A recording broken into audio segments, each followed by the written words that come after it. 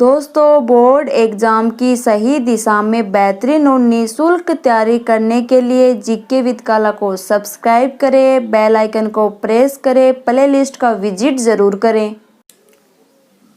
जय हिंद साथियों, मैं रमेश काला जीके विद काला पर आपका स्वागत करता हूं। दोस्तों, कक्षा 12 इतिहास का 5वां लेसन है उपनिवेशवादी आक्रमण। इससे जो महत्वपूर्ण प्रश्न बनते हैं उन सभी को इस वीडियो में देखेंगे, तो आप वीडियो को लास्ट तक देखें। चैनल पे आप नए हैं तो चैनल को सब्सक्राइब करके बेल आइकन को प्रेस कर लें, वीडियो को अभी से लाइक कर दीजिए। पहला हमारा प्रश्न है, वास्को डी गामा समुद्री मार्ग से भारत के किस बंदरगाह पर पहुंचा था? तो उत्तर होगा कालीकट बंदरगाह पर। कब पहुंचा था? 17 मई 1498 को पहुंचा था। इस बंदरगाह पर पहुंचने के बाद जो कालीकट का शासक था जमोरिन, इसने वास्को डी गामा का भव्य स्वागत किया। दोस्तों, दूसरा प्रश्न है, ब्रिटिश ईस्ट इंडिया कंपनी की स्थापना कब हुई थी? 1600 ईस्वी में महारानी एलिजाबेथ प्रथम ने ब्रिटिश ईस्ट इंडिया कंपनी की स्थापना की थी। नेक्स्ट प्रश्न हमारा, प्रथम आंग्ल मराठा युद्ध कब लड़ा गया? 1775 से लेकर 1782 तक प्रथम आंग्ल मराठा युद्ध लड़ा गया।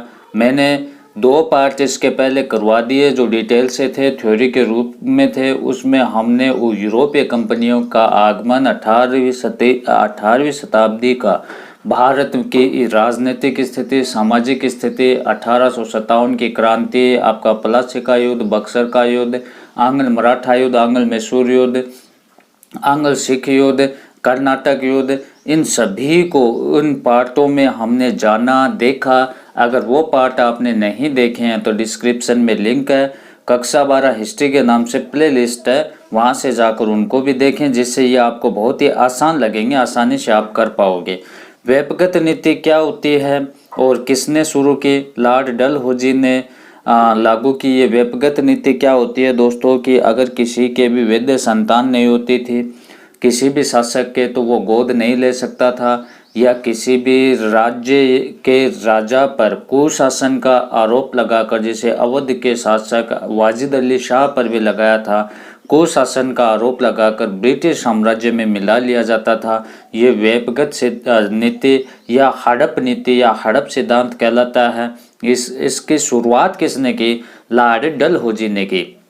नेक्स्ट है, सालबाई की संधि कब और किस किस के बीच हुई? 1782 में अंग्रेज और मराठों के बीच। किस किस के बीच हुई? अंग्रेज और मराठों के बीच। और इस संधि के तहत प्रथम आंग्ल मराठा युद्ध समाप्त हो गया था। नेक्स्ट प्रश्न हमारा, किस अधिनियम द्वारा भारत में कंपनी शासन को समाप्त कर दिया गया? 1858 का अधिनियम आया 1857 की क्रांति के बाद, और जिससे आपकी ब्रिटिश ईस्ट इंडिया कंपनी की स्थापना महारानी एलिजाबेथ प्रथम ने 1600 ईस्वी में की थी, उसको 1658 में समाप्त कर दिया गया।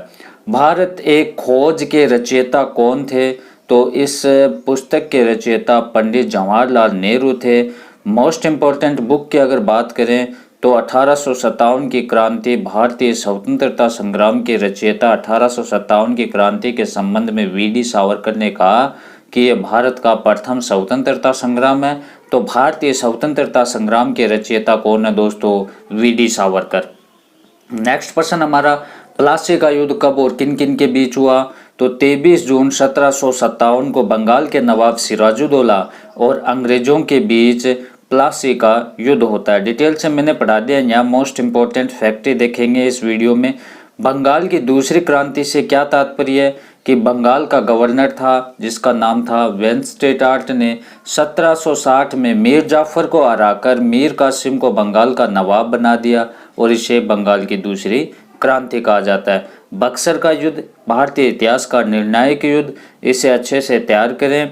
देखो, बक्सर का युद्ध है 22 अक्टूबर 1764 को होता है, और किस किस के बीच होता है? बंगाल के नवाब मीर कासिम, अवध का नवाब शुजाउद्दौला और मुगल सम्राट शाह आलम द्वितीय की एक तरफ संयुक्त सेना थी और दूसरी तरफ अंग्रेज थे।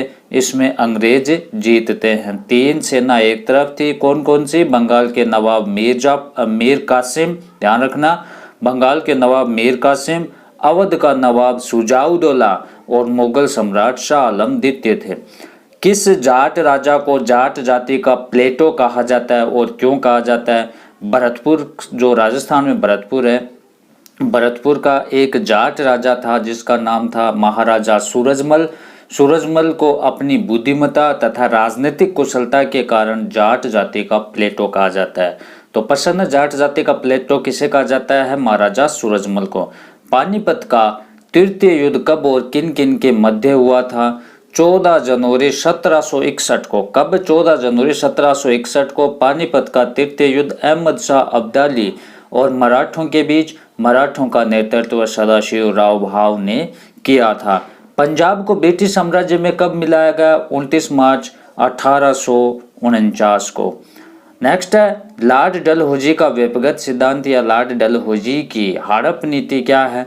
कि युद्ध में तो ये विजित करते ही करते थे, युद्ध के अतिरिक्त कुशासन और भ्रष्टाचार के आरोप के नाम पर या गोद निषेध द्वारा देशी राज्यों का ब्रिटिश शासन में मिलाने के जो उपाय किए गए थे, ब्रिटिश साम्राज्य में जो उन राज्यों को मिलाया गया था, यही हड़प नीति है। मतलब बेवजह हड़पना राज्यों को, और यही व्यक्तिगत नीति है। व्यक्तिगत नीति के अनुसार उन 4 प्रमुख राज्यों के नाम लिखिए जिन्हें ब्रिटिश साम्राज्य में सम्मिलित किया गया। इसमें महत्वपूर्ण है सतारा, संबलपुर, झांसी, नागपुर, बघाट, उदयपुर।